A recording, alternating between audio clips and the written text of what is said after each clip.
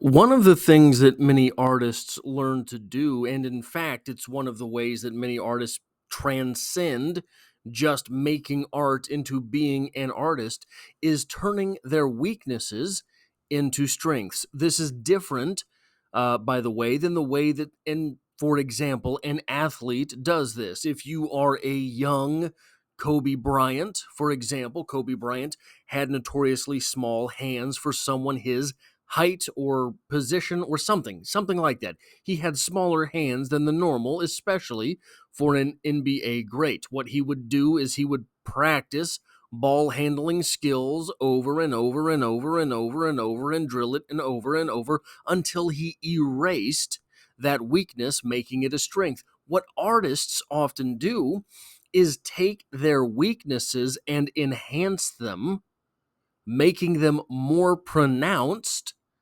into a strength. There is a famous example, and I'm not going to get this 100% correct, so do not quote me precisely on this. Picasso. You know Picasso. Everyone knows Picasso. Picasso's style is so unique. He was in a kindergarten classroom for some reason, something like this. Again, maybe it's urban legend. Perhaps this is just mythos about the man, but he was in a kindergarten classroom and he was watching art time. He was watching all of the 5-year-olds draw with their Crayolas. And he looked at all of their art and said, when I was their age, I could draw like Leonardo da Vinci. It took me the rest of my life to figure out how to draw like them. This may seem to be a story that is counterintuitive or counterclaim to the point that I am making. But if you look at Picasso's work prior to him becoming Picasso, one thing that you will notice is it's not particularly eye-catching. The and no art. I am no visual art critic. I am no painting critic. So I'm no watercolor critic.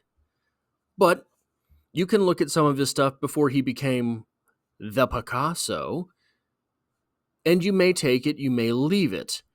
However, when he became Picasso, you can't look away from it whether you hate it or not. What this means is that Picasso still had the eye of the child in him and spent so much time hammering that down to be like other artists until he said, I have this weakness inside of me that as I see things the way that a child sees things, I may as well make that what defines me. In today's poem, what we have from Emily Dickinson is a very bold claim that the soul selects her own society. Many artists, many writers, probably in particular, would so I when I before I went to grad school, I spent a year working 3 jobs and writing. That was all I did. I woke up, went to one of my jobs, got off of one of my jobs, went to another of my jobs, went home, and probably smoked a cigar and got as much writing done as I could. It was kind of intense in that it hammered me down. Um, I knew one of the most maybe famous poets of the area at that time, if poetry can make you famous, at least renowned on campus poets at that time. And she would try to get me to come out to the bars, try to get me to come out to the bars, try to get me to come out to the bars. I was making money to save to go to grad school and writing. I didn't have time to go to the bars. And she asked me, you know, what are you going to do when you run out of stuff to write about? You have no experiences anymore. What are you going to write about? This is a worry that is had by many writers, right? This is a real thing. It really exists. How can you know anything if you'd ever do anything? Emily Dickinson took that very real weakness that she was not building experiences in the real world, and instead of, as a writer, as an artist, as a human, growing out, right, the way that a city can sprawl, she grew upward or inward, as would maybe be the better case. She was tunneling down. She wasn't building skyscrapers. She was digging down into the core and burning herself up that way. The poem that we have today is indicative of the way that Emily Dickinson really became Emily Dickinson. This video is part of 3 separate playlists here on the channel. Number 1 being obviously the Echoes of Emily playlist, but number 2 being a playlist of Emily Dickinson poetry discussions, and third, the general playlist for poetry discussions. If you like or appreciate the work that I do here, hitting the like button really does help me out, as it tells YouTube to share this video with other literature lovers. And if you find yourself here by chance but not design, literature is the only thing that I talk about on this channel, dropping multiple videos every single week. So consider hitting the subscribe button to stick around for more literature in the future. The soul selects her own society, then shuts the door to her divine majority, present no more. Unmoved, she notes the chariots pausing at her low gate. Unmoved, an emperor be kneeling upon her mat. I've known her from an ample nation. Choose one, then close the valves of her attention like a stone. So let's look at this poem bit by bit. The soul selects her own society, then shuts the door to her divine majority. Fairly on the nose here, right? But what we're saying is that there is something, whatever the soul is, however it is that you define the soul, that selects the people, chooses the people with whom the soul will interact. Now, this is the souls interacting, which means that the individual may or may not be interacting with more people than the soul herself, right? You go to the supermarket, you pay the cashier. Is your soul interacting with that person? Maybe, maybe not. Your body is. There is a difference between the two. Present no more, unmoved, she notes the chariots pausing at her low gate. So we are left to witness the soul looking out at people, deciding this one, that one, right? What an interesting way to say this. Unmoved, an emperor be kneeling upon her mat. This line, I think, can be interpreted 2 ways. Unmoved, the soul is an emperor kneeling upon her mat. Okay, saying that the soul herself is emperor. Also, an emperor be kneeling upon the soul's mat, meaning the soul is looking out at an emperor, hoping to gain entrance to the soul's domain. And the soul may or may not choose that emperor. It's an emperor. The soul should have to say yes, correct? It's an emperor. The emperor goes where the emperor wants. But no, that is not how the soul reacts. I've known her from an ample nation. Choose one. You might cross 1,000 people in a day and choose only one to interact with your soul. Then close the valves of her attention like a stone. Choosing that one person out of hundreds, out of thousands, out of tens of thousands, out of millions. Choosing that one person and then slamming everything shut. The soul has decided at that point the soul needs only that individual. I have 3 real talking points here.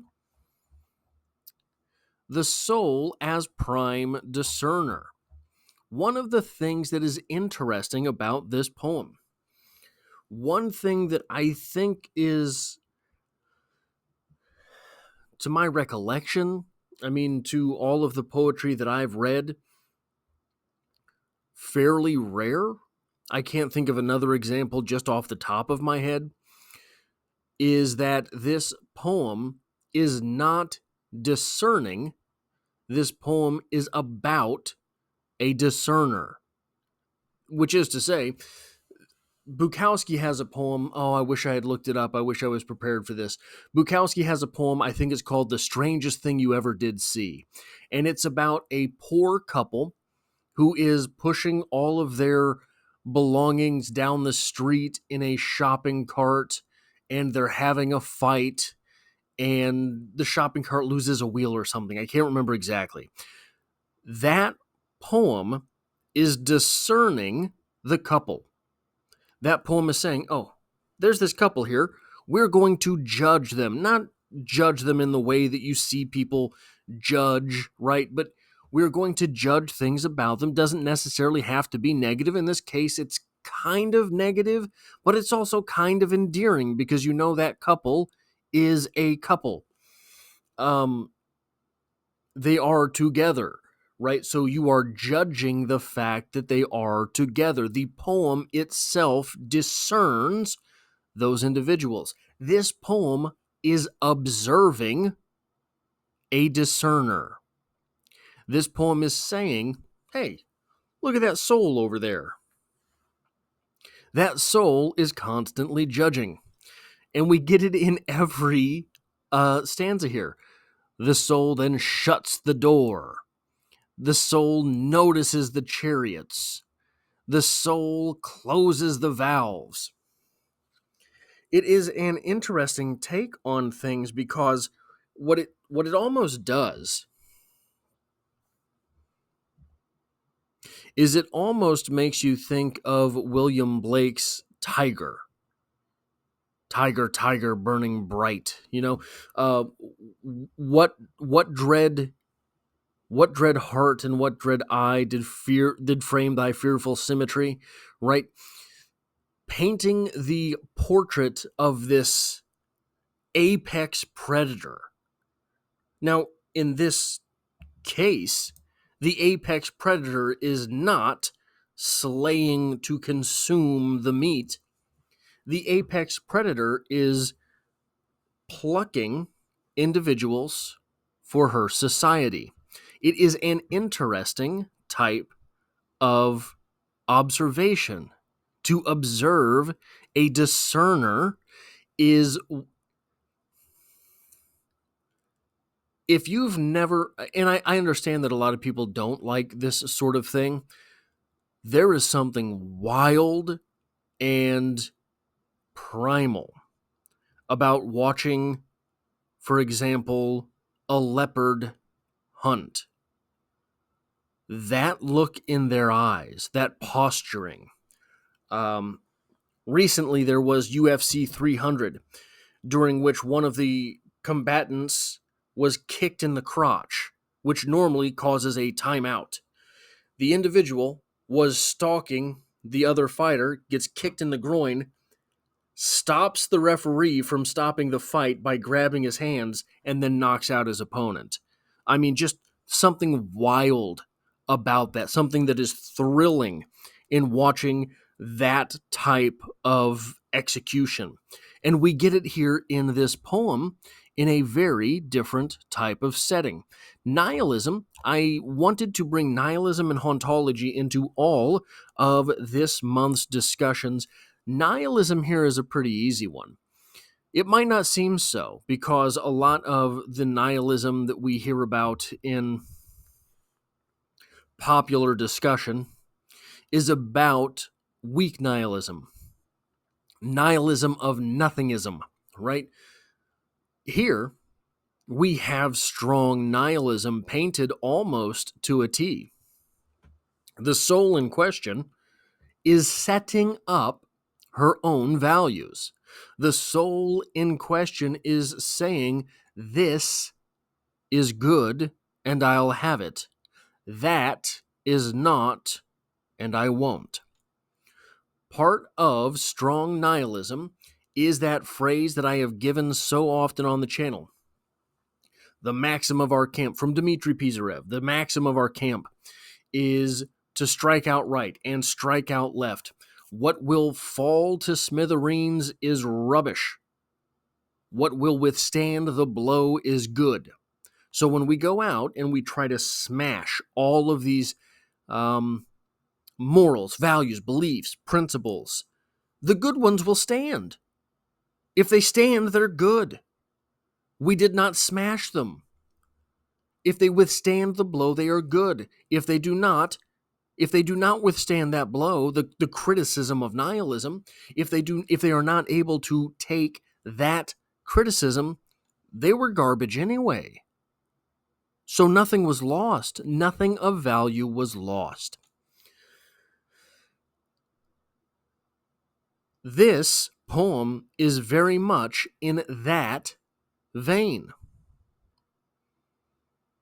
The soul is going out and striking down all of these potential friends, right? All of these potential individuals that would garner access to the soul are being stricken. But the few deemed to withstand the blow get in. Those which fall to the wayside are rubbish. So this is maybe just to the top of my mind, maybe one of Emily Dickinson's more nihilistic poems. In Hauntology. Part of Hauntology is about presence and absence. The way that the sort of talks delve into more of what this means is that often, all too often, the past is present in the present. It should not be. It should be past. It should be gone. It should be by the wayside. It should be smithereens. This poem is about creating absence. The soul selects her own society, then shuts the door to her divine majority, present no more. Gone, ghosted. Unmoved, she notes the chariots pausing at her low gate. Unmoved, an emperor be kneeling upon her mat. Presence. I've known her from an ample nation choose one, then close the valves of her attention like a stone. Absence. 0, 1, 0. We have a poem that is setting up both presence and absence, and by the way, in an interesting fashion. By the way, in a fashion that is in simultaneously, pardon me, present and past tense. The soul selects. Right now, the soul is selecting. Then shuts. Actually, I guess kind of it's in future tense too, but not overtly. It's not will shut, it's then shuts, but shuts, not shut. It is not past tense. Unmoved. Then close the valves of her attention like a stone.